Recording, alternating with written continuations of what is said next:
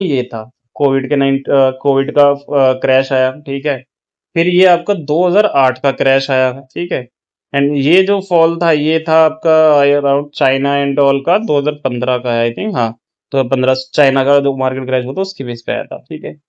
तो ये और एक आया होगा 1992 में, हर्षद मेहता के टाइम का क्रैश है, वो आएगा अराउंड ये रहा, ठीक है। ये सब यहाँ मार्केट से डम हो गया था पूरा, ठीक है। ये सारी मार्केट उस टाइम तक कि भैया बहुत ज्यादा, ये उस टाइम की मार्केट हर्षद में था। एंड देन ऑल स्कैम्स के अलावा फिर इसके बाद बीच में एक 2001 या 2003 के अराउंड में जो आया था कि 2001 में आया था पारिक वाला जो आया था स्कैम। तो ये वो है फॉल। अब यहाँ पे आपको क्या दिखा रहा हूं मैं कि यहाँ से जब ये लास्ट हमारा जो क्रैश आया है वो आया 2020 में, उसके बाद मार्केट अप ट्रेंड चला है। तो आप इस ट्रेंड लाइन को देखोगे मार करके, तो ये अप ट्रेंड क्या हो गया है, अब ये डाउन ट्रेंड में कन्वर्ट हो गया। इसे कलर को चेंज कर देते हैं। एंड अब आप देखो, ठीक है, इस चीज को देखो, आप देखो कि मार्केट ने मार्च के मंथ में ब्रेकडाउन किया है, लेकिन मार्च के मंथ में ब्रेकडाउन किया उसके बाद जो है इसने इस वाले एरिया पे, ये जो वाला एरिया है ना ये वाला हमारा, तो यहाँ पे क्या हुआ है कि दो मोरबोज बनी है, एक बेयरिश और एक बुलिश, ठीक है।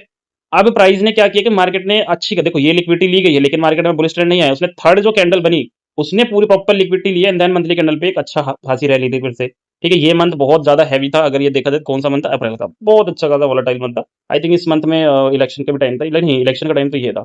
इस मंथ में कुछ तो हुआ था, मेरे को ध्यान नहीं है, बट यहाँ पे भी कुछ एक्टिविटी थी जिससे बहुत बड़ी मूवमेंट आई थी, डाउन साइड के half of month and then up side half of month, ऐसा हुआ था।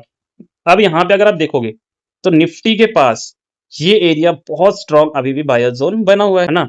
लेकिन अब यहाँ पे जब ये मार्केट ने ब्रेकडाउन किया, अगर मैं ट्रेंड लाइन का प्रॉपर्ली लूं तो भैया ब्रेकडाउन तो हुआ है अब मार्केट ने, लेकिन इसकी लिक्विडिटी नहीं ली है जिन्होंने यहाँ से एंट्री बनाई है इस फॉल पे अपनी, क्योंकि ये गैप डाउन एंट्री है, ठीक है, कितनी मंथली बेस पे।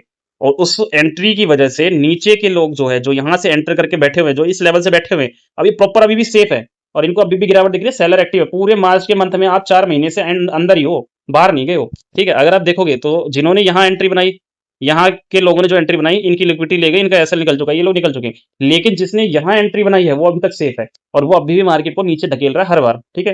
देखो ये चीजें समझने में, देखो यार मैं बताता हूँ ये हम अपन जो भी अगर आप ट्रेडिंग सीखोगे ना तो आपको ये चीजें खुद समझ में आने लगेंगी। अभी मैं बता रहा हूँ कुछ चीजें ऐसे लग रहा हो कि नहीं यार ऐसे लिक्विडिटी ले रहा होगा या ये मतलब कि कैसे इनका ऐसा। भाई जो बड़े इंस्टीट्यूशन होते हैं ना, अब जैसे बड़े इंस्टीट्यूशन है तो इसमें ऐसे भी इंस्टीट्यूशन हैं जो जैसे एफआईज हो गए, ठीक है, वो बड़े हैं, बिग प्लेयर्स हैं भाई, 1-1 लाख करोड़ रुपए की एंट्री होती है टक टक। अब यहाँ पे कौन लोग, कई लोग ऐसे जिनकी एंट्री रह गई है, कई लोग ऐसे हैं जो एंट्री बना चुके हैं तो उनको भी निकालने की कोशिश करेगा। अब वो फंसेंगे कैसे, अगर उनकी एंट्री कटी तो फंसेंगे, अगर वो इनकी एंट्री कटेगी तो मार्केट को, अगर यहाँ पे दूसरे लोगों ने एंट्री नहीं ली और वो बुलिश हो गए तो फुल शॉर्ट कवरिंग करके मार्केट को 27,000